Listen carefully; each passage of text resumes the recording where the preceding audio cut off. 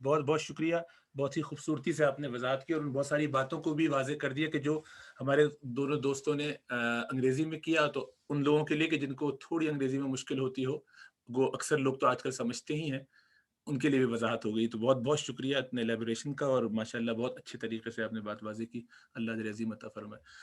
میں نے عرفات سے مائک لے لیا اس لیے کہ اگلے جو ہمارے دوست ہیں ان کا میں تعارف کرانا چاہتا ہوں, اور عرفات کا ایک بہت اہم کام ہے کہ وہ سارے سوالات کو ذرا دیکھ لیں, ان کو کچھ ٹائم اس کے لیے مل جائے, تو وہ وہاں تھوڑا سا بزی ہوں گے, اور میں اپنے اگلے اسپیکر کا تعارف آپ سے کرواؤں.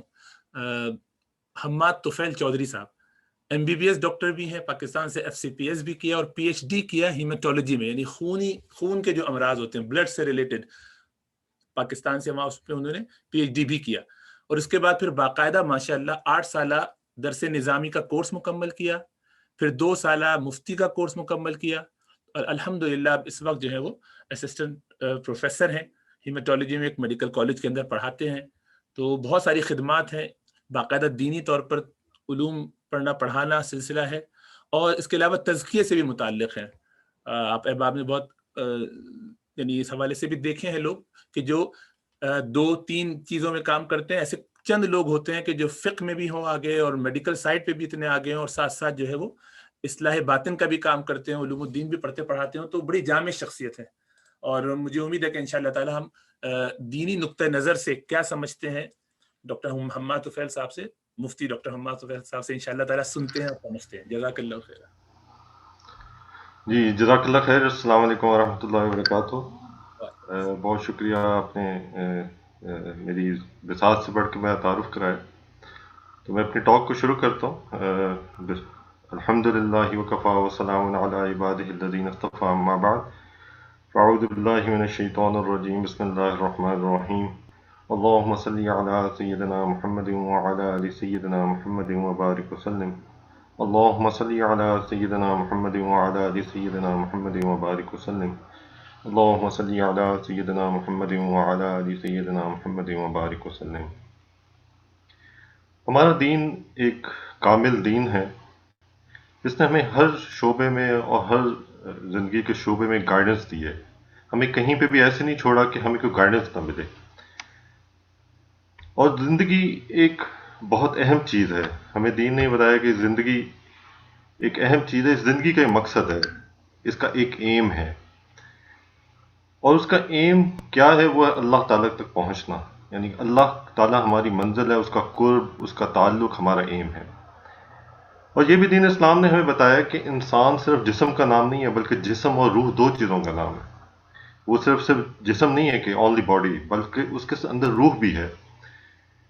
اور یہ دین اسلام کا ہی ایک نعمت ہے, ایک احسان ہے کہ اس نے یہ ایکسپلین کیا ہمیں. ورنہ انسان جسم کو اگر سب کچھ سمجھتا تو اس کے پیچھے لگ کے ہی اپنی زندگی ضائع کر دیتا.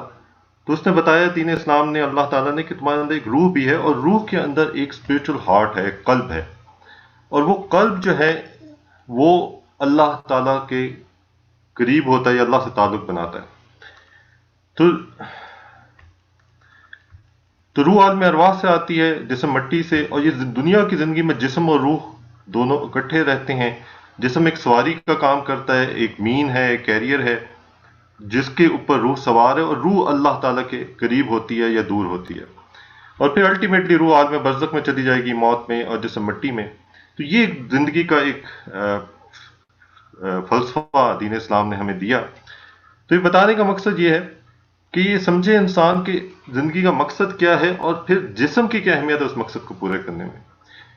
کہ جیسے اللہ تعالیٰ نے قرآن پاک میں کیا کہا کہ یوم لا ينفع مال ولا بنون الا من اتى اللہ بقلب سلیم, کہ جس دن نہ مال کام آئے گا اور نہ اولاد کام آئے گی, بلکہ جو سنورا ہوا قلب لائے گا, اسپرچل ہارٹ سنورا ہوا لائے گا, وہ اس کے کام آئے گا. تو یہ دین اسلام نے ہمیں بتایا. اب سوچنے کی بات ہے کہ یہ روح کس چیز پہ سوار ہے, اس کا کیریئر کون ہے, وہ جسم. تو جسم اگر تندرست نہیں ہوگا تو پھر کیا ہوگا کہ انسان اس جو زندگی کا مقصد ہے اس کو مکمل طور پر پورا نہیں کر سکتا. اس لیے دین اسلام نے یہ بھی ہمیں تعلیمات دیں کہ اپنے جسم کی حفاظت کرو اور اس کے لیے ایفرٹ کرو. جیسے یہ قرآن پاک میں اللہ تعالیٰ نے بتایا کہ صاف طور پہ فرمایا کہ تم اپنے آپ کو ہلاکت اور بربادی میں نہ ڈالو. اور جو فقہا اور مفسرین نے اس سے کے معنی یہ بھی لیے کہ اس سے یہ مراد ہے کہ انسان اپنے جسم کی بھی کیئر کرے اور اس کو کوئی نقصان نہ پہنچنے دے۔ اسی طرح آپ صلی اللہ علیہ وسلم نے یہ فرمایا کہ دو نعمتیں ایسی ہیں جن کے بارے میں بہت سے لوگ دھوکے میں ہیں، ایک صحت اور ایک فراغت۔ تو صحت اللہ تعالیٰ کی ایک نعمت ہے، اس کی کیئر کرنا دین اسلام کا مزاج ہے۔ اسی طرح آپ صلی اللہ علیہ وسلم نے یہ بتایا کہ قیامت کے دن بندے سے جن نعمتوں کے بارے میں سوال ہوگا وہ یہ ہیں کہ کہا جائے گا کیا میں نے تیری جسم کو صحیح و تندرست نہ کیا تھا؟ تو یہ وہ نعمت ہے جس کے بارے میں سوال ہوگا۔ تو جسم کی صحت کا خیال کرنا، اس کو اللہ کی نعمت سمجھنا، امانت سمجھنا، یہ دین اسلام چاہتا ہے ہم سے۔ پھر اسی طرح دین اسلام نے یہ بھی بتایا کہ نہ صرف اپنا خیال کرو بلکہ دوسرے انسانوں کا بھی خیال کرو۔ جیسے قرآن پاک میں اللہ تعالیٰ نے کیا کہا، وَمَنْ أَحْيَاهَا فَكَأَنَّمَا أَحْيَا النَّاسَ جَمِيعًا، کہ جو شخص کسی شخص کو بچا لے تو گویا اس نے تمام انسانوں کو بچا لیا۔ تو یہ اللہ تعالیٰ نے قرآن پاک میں ذکر کیا کہ دوسروں کی کیئر کرو، دوسروں کی جان کی کیئر کرو، اور دوسرے مسلمان کی جان کی کیئر کا آپ صلی اللہ علیہ وسلم نے ایکسپلین کیا کہ تمہاری جانیں، تمہارے مال اور تمہارے آبروئیں تم پر آپس میں اسی طرح حرام ہے جیسے اس دن اور اس مہینے میں تمہارے اس شہر کی حرمت۔ تو یہ حج کے موقع پہ آپ صلی اللہ علیہ وسلم نے فرمایا تھا۔ تو دوسرا انسان، ایک عام انسان ہو یا مسلمان ہو، اس کی کیئر کرنا یہ بھی دین اسلام نے سکھایا۔ تو اپنے جسم کی حفاظت کرنا، دوسروں کے جسم کو نقصان نہ پہنچنے دینا ایک مسلمان کی رسپانسبلٹی ہے۔ اگلی چیز جو سمجھنے کی ہے وہ توکل۔ توکل کا عام معنی کیا جاتا ہے اللہ تعالیٰ پہ بھروسہ، لیکن اگر ہم میڈیکل سائنس کے حوالے سے، علاج و معالجے کے حوالے سے دیکھیں تو اس میں یہ ذہن میں رہنا چاہیے کہ اس میں آپ صلی اللہ علیہ وسلم نے کیا گائیڈنس دی۔ تو آپ صلی اللہ علیہ وسلم نے فرمایا کہ ہر بیماری کا کوئی نہ کوئی علاج ہے، جب علاج بیماری کے موافق بیٹھتا ہے تو مریض اللہ کے حکم سے صحت یاب ہو جاتا ہے۔ تو دو چیزیں بتائیں کہ ایک یہ کہ ہر بیماری کا علاج ہے، تو علاج کی ریکمنڈیشن دی گئی، اور پھر دوسری چیز اہم یہ ہے، یہ بتائی گئی کہ اللہ کے حکم سے انسان صحت یاب ہوتا ہے۔ تو یہ دو نظریے انسان کے بالکل کلیئر ہونے چاہیے کہ توکل ایکچولی مینلی دو چیزوں کا کمبینیشن ہے، ایک عقیدہ اور ایک عمل۔ تو عقیدہ کیا ہو کہ ہر چیز اللہ تعالیٰ کے حکم سے ہوتی ہے، تو یہ مسلمان کا بیسک عقیدہ ہے، لیکن اس کا یہ مطلب نہیں وہ عمل چھوڑ دیتا ہے۔ وہ توکل کا یہ مطلب نہیں کہ عملی میدان میں پیچھے ہو جاتا ہے، بلکہ وہ یہ کہ وہ اسباب کو اختیار کرتا ہے۔ یہ دنیا کاز افیکٹ کی جگہ ہے، اس میں اسباب ہیں، ہر چیز کا کاز ہوتا ہے۔ تو اللہ تعالیٰ نے آپ صلی اللہ علیہ وسلم نے ریکمینڈ کیا، یہ بتایا کہ دنیا چھوڑنی نہیں ہے بلکہ ان اسباب پہ بھی نظر رکھنی ہے۔ پھر یہ جو اسباب ہوتے ہیں کازز، اس کو بھی پھر ایکسپلین کیا گیا کہ دو مینلی اس کی ٹائپس ہیں، ایک کچھ دینی اسباب ہوتے ہیں، کچھ دنیاوی اسباب ہوتے ہیں۔ تو میں اس پہ فوکس کروں گا صرف میڈیکل سائنس کے حوالے سے، علاج و معالجے کے حوالے سے۔ تو علاج کے لیے جو دینی اسباب ہیں وہ کیا بتائے گئے کہ دعاؤں کا اہتمام کرو، جب کوئی بیماری آئے تو اللہ سے مانگو، دعائیں کرو، اور پھر یہ کہ توبہ اور استغفار کرو، اللہ تعالیٰ سے معافی مانگو۔ کئی بار جو بیماری ہوتی ہے وہ انسان کے کسی گناہ کی وجہ سے ہوتی ہے، تو اللہ سے معافیاں مانگو، اور اسی طرح اور بھی چیزیں بتائیں، سورۃ الفاتحہ میں شفا ہے، صدقہ کرو، اس سے بیماریاں ٹلتی ہیں۔ اور پھر یہ بھی بتایا کہ بعض بیماریاں خاص اعمال کی وجہ سے آتی ہیں، جیسے یہ بتایا کہ جو وبائیں ہیں کہ جب فحاشی اور یعنی کا رواج بڑھتا ہے، یہاں تک کہ کھلم کھلا بے حیائی کرنے لگتے ہیں لوگ، تو ایسے لوگوں کے درمیان طاعون اس جیسی ایسی بیماریاں پھیل جاتی ہیں جو ان کے گزرے ہوئے اسلاف کے زمانے میں موجود نہیں تھی۔ تو یہ بھی ایک کاز افیکٹ بتایا کہ بعض بیماریوں کا کاز جو ہے خاص عمل ہوتے ہیں، تو اس پہ بھی فوکس مسلمان کا ہونا چاہیے کہ یہ عمل تو نہیں، یعنی کہ اس عمل سے میں کیسے نکلوں، اپنے پہ بھی نظر رکھے اور معاشرے پہ بھی نظر رکھے کہ معاشرے میں کیسے یہ برائی ختم ہو جائے۔ پھر اسی طرح دنیاوی اسباب بھی ہیں، اور دین اسلام نے بتایا کہ ان دنیاوی اسباب پہ بھی انسان نظر کرے۔ جیسے سب سے پہلی چیز یہ کہ عقیدے کو ٹھیک رکھے، یعنی دنیاوی اسباب میں کو ہینڈل کرتے ہوئے عقیدے کو ٹھیک رکھے، کیونکہ مسلمان ایک کافر یا نان مسلم میں فرق یہی ہے، دونوں دنیاوی اسباب اپناتے ہیں۔ ایک فرق تو یہ ہے کہ مسلمان دینی اسباب بھی اپناتا ہے، اور دوسرا اہم فرق یہ ہے کہ مسلمان جو ہے عقیدے کے لحاظ سے اللہ پہ نظر رکھتا ہے۔ تو یہی آپ صلی اللہ علیہ وسلم نے مختلف انداز سے یہ بات ذکر کی، جو ایک میں یہاں پیش کر رہا ہوں کہ آپ صلی اللہ علیہ وسلم نے ارشاد فرمایا کہ اسلام میں تعدیہ امراض ہے، نہ تعدیہ امراض ہے، نہ حامہ ہے، نہ سفر ہے۔ تو تعدیہ امراض یعنی کہ جو ایک سے دوسروں کو لگتے ہیں، تو اس کے بارے میں یہ فرمایا کہ یہ نہیں ہے، مطلب یا علماء نے، محدثین نے اس کا ذکر کیا کہ اس سے مراد یہ لی گئی کہ اللہ کے حکم سے لگتی ہے، خود بخود نہیں لگ جاتی، جب اللہ کا حکم ہوتا ہے تب وہ دوسرے کو لگتی ہے۔ تو اس پر کسی نے سوال کیا کہ کچھ اونٹ اور کچھ ریت اور ریگستان میں اس طرح صاف ستھرے ہوتے ہیں گویا کہ ہرن ہے، پھر ان کے ساتھ کوئی خارش زدہ اونٹ آ ملتا ہے جو ان کو خارش زدہ کر دیتا ہے، تو آپ صلی اللہ علیہ وسلم نے فرمایا کہ پہلے اونٹ کو کس نے خارش لگائی تھی؟ تو یہ کنسپٹ کلیئر کیا گیا کہ اگر اونٹوں کو آپس میں بیماری لگ رہی ہے تو سوال کیا گیا تو اس کا مطلب ایک دوسرے کو لگتی ہے، تو آپ صلی اللہ علیہ وسلم فوراً کنسپٹ ٹھیک کیا کہ لگتی ہے لیکن اللہ کے حکم سے لگتی ہے، یہ بتایا۔ اور پھر احتیاط کو ریکمینڈ کیا، یعنی اسباب کی بات ہو رہی ہے، دنیاوی اسباب، تو احتیاط کو ریکمینڈ کیا۔ کیا فرمایا کہ بیمار کو صحت مند کے پاس نہ لایا جائے، تو بیمار کو صحت مند کے پاس لانے سے چانسز ہوتے ہیں کہ بیماری لگ جائے، اس لیے اسے منع فرمایا۔ پھر فرمایا کہ مظلوم یعنی کہ لیپرسی والے کو سے ایسے بھاگو جیسے شیر سے بھاگتے ہو، تو یہ بھی فرما دیا کہ ان سے دور رہو کیونکہ اس سے بیماری لگنے کا خطرہ ہے۔ پھر اسی طرح کوئی قبیلہ آیا، اس میں ایک شخص کو لیپرسی تھی، مجزوم تھا وہ، تو آپ صلی اللہ علیہ وسلم نے پیغام بھیجا کہ تم ہمارے پاس مت آؤ، بس ہم نے تمہیں بیعت کر لیا، تم لوٹ جاؤ، تو اس کو دور سے ہی رخصت کر دیا۔ پھر اسی طرح ایک روایت میں ہے کہ آپ صلی اللہ علیہ وسلم حضرت علی رضی اللہ تعالیٰ کے پاس بیٹھے تھے تو وہاں کھجوروں کے خوشے تھے، تو آپ صلی اللہ علیہ وسلم کھجور کھانے لگے، حضرت علی رضی اللہ تعالیٰ عنہ نے بھی کھانا چاہے تو آپ نے فرمایا علی رک جاؤ کیونکہ تمہارے اندر بھی مرض کی نکاہت ہے، کمزوری ہے۔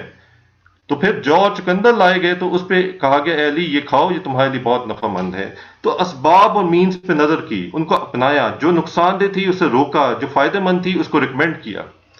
تو اس سے پتہ چلتا ہے دین اسلام کا کیا مزاج ہے۔ پھر یہ بھی ایک روایت میں ملتا ہے کہ آپ صلی اللہ علیہ وسلم نے کہا کہ جو جس کو لیپرسی ہو اس سے ایک نیزہ کے فاصلے سے بات چیت کرنے کی تاکید کی کہ ڈسٹنس رکھو اس سے۔ پھر اسی طرح ایک اور روایت میں آیا ہے کہ جو بیمار اونٹ ہیں ان کو صحت مند اونٹوں کے پاس نہ آنے دو، تو ان میں بھی بیماری ٹرانسفر ہونے کے چانسز ہوتے ہیں۔ تو یہ ایک بیلنس اپروچ تھی کہ ایک طرف عقیدہ ٹھیک رکھو، اللہ پہ نظر رکھو، اور دوسری طرف یہ اپروچ تھی کہ اسباب پہ بھی نظر کرو، اسباب کو چھوڑنا دو، احتیاط کرو۔ اور پھر علاج کی ریکمنڈیشنز دیں کہ چند لوگ آپ صلی اللہ علیہ وسلم کے پاس آئے اور کہا یا رسول اللہ صلی اللہ علیہ وسلم کیا ہم دعا کیا کریں؟ تو آپ نے فرمایا ہاں اے اللہ کے بندو دعا کیا کرو، یعنی میڈیسن لیا کرو، کیونکہ اللہ تعالیٰ نے کوئی بیماری پیدا نہیں کی مگر یہ کہ اس کے لیے شفا بھی پیدا کی سوائے ایک بیماری کی، اور آپ نے فرمایا وہ بڑھاپا ہے۔ تو دوائی کو کے بارے میں کہا کہ اس کو اپنایا جائے۔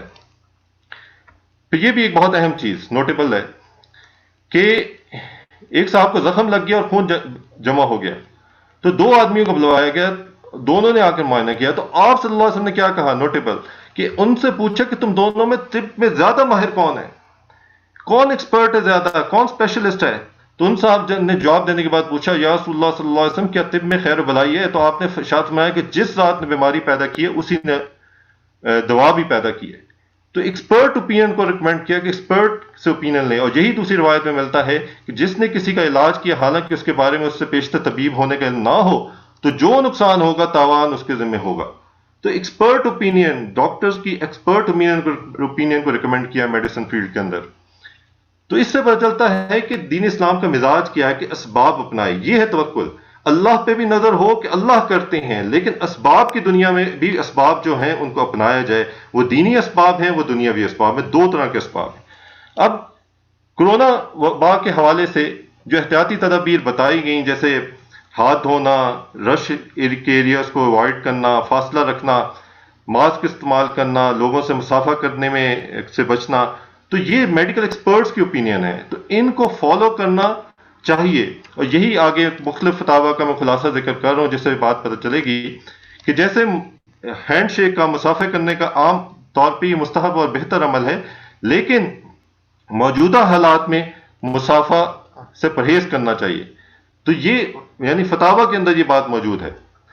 اسی طرح سینیٹائز کا استعمال کرے یا نہ کرے، کیونکہ سوال پیدا ہوتا ہے کہ اس کے اندر الکحل ہے، تو ذہن میں رکھنا چاہیے کہ جو کھجور انگور سے بنی الکحل ہوتی ہے وہ منع ہے، لیکن عام طور پہ ان کے اندر دوسری چیزوں سے بنی الکحل ہوتی ہے، تو وہ اگر لگ بھی جائے تو اس سے وضو بھی نہیں ٹوٹتا، اور نماز سے پہلے بھی وہ اگر لگا لے تو نماز ہو جاتی ہے۔ اسی طرح ماسک پہن کے نماز پڑھنا یہ عام حالات کے اندر مکروہ تحریمی یعنی منع ہے، لیکن موجودہ حالات میں عذر کی بنا پہ، ریزن کی بنا پہ ماسک پہن کے نماز پڑھنا درست ہے۔ اسی طرح کورونا کا جو مریض ہے اس کو گھر میں نماز پڑھنی چاہیے، کیونکہ دین اسلام کا مزاج ہے کہ جو بھی دوسرے انسانوں یا فرشتوں کو تکلیف دہ چیزیں ہوتی ہیں وہ اگر پائی جائیں تو وہاں مسجد میں نہ آیا جائے. اسی لیے کرونا وائرس میں مبتلا مریض کو مسجد میں نماز نہ پڑھنے کے سلسلے معذور سمجھا جائے گا تو وہ گھر پہ نماز پڑھے. تو یہ اہم چیز ہے. اور ایک اور بڑی اہم چیز جو یہاں پہ ذکر ہے کہ اگر کوئی شخص کرونا سے متاثر ہو تو اس کے لیے ضروری ہے کہ وہ دوسروں سے دور رہے. اگر اس نے بے احتیاطی کی اور ملا اور جان بوجھ کر متاثر کرتا تھا یہاں تک کہ اگلے کی جان چلی گئی تو وہ شخص گنہگار ہوگا. اس کو اس طرح سے سیریس لیا جائے پریونٹیو میئرز کو. اس کو یہ نہ سمجھا جائے کہ بس ڈاکٹرز کی ایک ریکمنڈیشن ہے میں کروں یا نہ کروں. دینی ذمہ داری سمجھے اس کو کہ میں نے اس کو فالو کرنا ہے, ماسک پہننا ہے, پبلک پلیسز کو اوائڈ کرنا ہے, ڈسٹنس رکھنا ہے, اپنے کو بھی بچانا ہے, دوسروں کو بھی بچانا ہے. دین اسلام کا مزاج ہے کہ اپنی جان کو بھی بچاؤ, دوسرے کی جان کو بھی بچاؤ. اور پھر اگلی بات یہ کہ اس کا خوف طاری نہ ہو انسان کے اوپر کہ وبا آ گئی, میں فوت ہو جاؤں گا یا میرا کیا بنے گا وغیرہ وغیرہ. تو خوف نہ ہو بلکہ اللہ پہ نظر ہو. کیوں؟ کیونکہ اللہ تعالیٰ جو کرتے ہیں وہ کرتے ہیں. آپ صلی اللہ علیہ وسلم نے دعا ہمیں سکھائی کہ اے اللہ جس کو آپ کوئی نعمت دینا چاہیں تو کوئی روک نہیں سکتا, اور جس سے آپ روک دیں تو کوئی اسے دے نہیں سکتا, اور مال والوں کی مالداری نفع انہیں نہیں پہنچا سکتی. تو یہ بہت ساری دعائیں, بہت ساری حدیث پہ ہیں کہ اللہ کی طرف سے ہوتا ہے جو ہوتا ہے. اگر اللہ تعالیٰ کوئی بیماری دینا چاہے تو کوئی روکنے والا نہیں, اور اگر روک دیں تو کوئی دینے والا نہیں. لیکن وہ بات میں ریپیٹ کروں گا جو میں نے پہلے ذکر کی, اس کا یہ مطلب نہیں کہ انسان پریونٹیو میئرز نہ لے. اگر وہ پریونٹیو میئرز نہیں لے گا تو وہ کوئی پسندیدہ عمل نہیں کر رہا دین اسلام کی نظر میں. اب جہاں تک رہی بات ویکسین کی, تو اس میں یہ ذہن میں رہے کہ یہ رولنگز ہیں کیا کہ پہلی چیز ہے اگر کوئی ماہر دیندار ڈاکٹر تصدیق کر دے کہ یہ مضر صحت نہیں ہے, یہ ہارمفل نہیں ہے, اور تجربے سے اس کا مفید ہونا ثابت ہو جائے کہ یہ بینیفیشل ہیں, اور پھر کیا کہ نیز اس میں کوئی حرام یا ناپاک چیز بھی ملی ہوئی نہیں ہے, تو اس کا استعمال جائز ہے. تو یہ بات غور کرنے کی ہے کہ ماہر ڈاکٹر, ایکسپرٹس اوپینین عام بندے کی نہیں, کوئی شک نہیں, کوئی سنی سنائی بات نہیں, بلکہ ایکسپرٹ اوپینین. اور دوسری یہ کہ وہ کہتے ہیں کہ ہارمفل نہیں ہے, یعنی ڈیٹا مینلی ہارمفل نہیں ہے اور بینیفیشل ہیں, اور اس میں حرام یا ناپاک چیز بھی نہ ہو, تو اس کا استعمال جائز ہے. اور یہ بھی بات میں ذکر کر دوں یہیں پہ کہ جو ابھی تک ویکسینز آئی ہیں, جو ابھی تک ڈیٹا ہے, ان کی انفارمیشن ہے, اس میں یہی پتہ ہے کہ سارے فیکٹرز پورے ہو رہے ہیں. ایکسپرٹس کہہ رہے ہیں کہ وہ ہارمفل نہیں ہے اتنی, اور بینیفیشل ہیں, جیسے ابھی ساری پچھلی ٹاکس میں ذکر ہو گیا. اور ان میں ابھی تک کوئی ایسا ایویڈنس نہیں ملا کہ کوئی چیز ایسی ہو جو کہ شرعی طور پہ جس کا لینا منع ہو, تو اس لیے اس کا لینا جائز ہے. اور پھر یہ کہ مستند تحقیق, جو ریلائبل تحقیق ہے, اس کو دیکھا جائے گا. دیندار ماہر ڈاکٹر یا سائنٹسٹ کی بات کو دیکھا جائے گا, سنی سنائی سوشل میڈیا کی باتوں کو نہیں دیکھا جائے گا. کیونکہ یہ بھی ذہن میں رکھنے کی ضرورت ہے کہ سوشل میڈیا کا استعمال بھی سیکھنا چاہیے. اس کے بارے میں بھی دین اسلام نے گائیڈنس دی ہے. مثال کے طور پر یہاں میں صرف اتنا ذکر کرتا ہوں کہ کسی انسان کے جھوٹا ہونے کے لیے اتنا ہی کافی ہے کہ ہر سنی سنائی بات کو بغیر تحقیق کے آگے بیان کر دے. یہ دین اسلام کی ریکمنڈیشن ہے, آپ صلی اللہ علیہ وسلم کی ارشاد مبارک کا مفہوم ہے. تو ذمہ داری دکھائے, جو انفارمیشن آئے اس کو دیکھے, ایکسپرٹس کو دے کہ یہ انفارمیشن صحیح بھی ہے, ریلائبل بھی ہے کہ نہیں, کہ میں اس کو آگے فارورڈ کر دوں. فیس بک بھی اس میں شامل ہے, یوٹیوب بھی شامل ہے, واٹس ایپ بھی شامل ہے, ہر چیز میں شامل ہے. اور یہ لکھ دینا کہ ایز ریسیوڈ, یہ انسان کو بری ذمہ نہیں کرتی, بلکہ اس کی ذمہ ہے کہ اس کو دیکھے کہ یہ واقعی ریلائبل ہے کہ نہیں انفارمیشن. تو آخر میں یہی بات کہہ کے اپنی بات کو کنکلوڈ کرتا ہوں کہ دینی اور دنیوی اسباب اپنائیں. یہ توکل کے خلاف نہیں ہے. توکل کو سمجھیں کہ توکل میں ایک اہم فیکٹر جو ہوتا ہے اللہ پہ نظر ہو. یہ فیکٹر بہت اہم ہے. یہی ایک مسلمان اور نان مسلم کو, کافر کو ڈفرینشیٹ کرتا ہے. لیکن دوسری چیز کو بھی نہ بھولے کہ اسباب اپنائے. آپ صلی اللہ علیہ وسلم جنگ میں نکلتے تھے, زرے پہنتے تھے. آپ صلی اللہ علیہ وسلم خندقیں کھودتے تھے, اسباب اپناتے تھے, جو ہو سکتا تھا پلاننگ کرتے تھے, مشورے کرتے تھے. اور ماہر دیندار ڈاکٹرز کی سفارشات, ریکمنڈیشنز پر دینی ذمہ داری سمجھتے مکمل کی دینی ذمہ داری. اس کو یعنی کہ یہ سمجھنا کہ دنیا کی ایک بات ہے نہیں, بلکہ دینی ذمہ داری سمجھے کہ میری دینی ذمہ داری ہے کہ میں ان پہ عمل کروں, خود بھی بچوں, دوسروں کو بھی بچاؤں. تو یہ کنکلوژن ہے, ٹیک ہوم میسج ہے. تو جزاک اللہ خیر. وآخر دعوانا ان الحمد للہ رب العالمین.